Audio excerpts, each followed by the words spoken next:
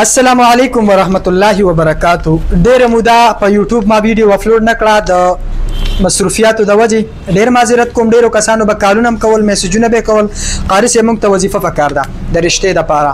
نو د رشتې د پاره یو بهترینه وظیفه ده یا ودود یا سبوح. دا د رشتې د پاره یو بهترینه وظیفه ده.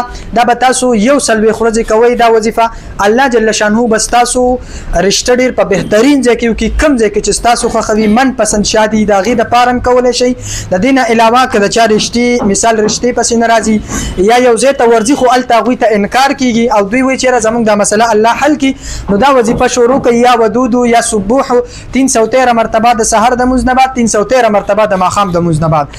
خدا په شرط د دې چې یو منځ تاسو نه قضا کوي. کزنانوي اغوی د بیماری حالت کې د وظیفه نشي کولای او باقی کولای شي په د نور ورځو کې بالکل کولای شي.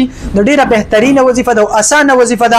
خدای نه مخکې صرف یو خبره کول غواړم چې څوک هم رابطه کول غواړي زمونږ غدویم نمبر باندې ډیر زیات رشوي نو تاسو د مفتی صاحب سره هم رابطه کولای شي. دا بالکل زما سره په یو دفتر کې ده. کدل ته څوک راتلل غواړي بل زمونږ لوکیشن زمونږ پته یاد ساتي. ضلع مردان شیرګل د تانی سره خواته چې کم عرفان حکیم صاحب دی داغه دکان د پاسه زمونږ دفتر دی.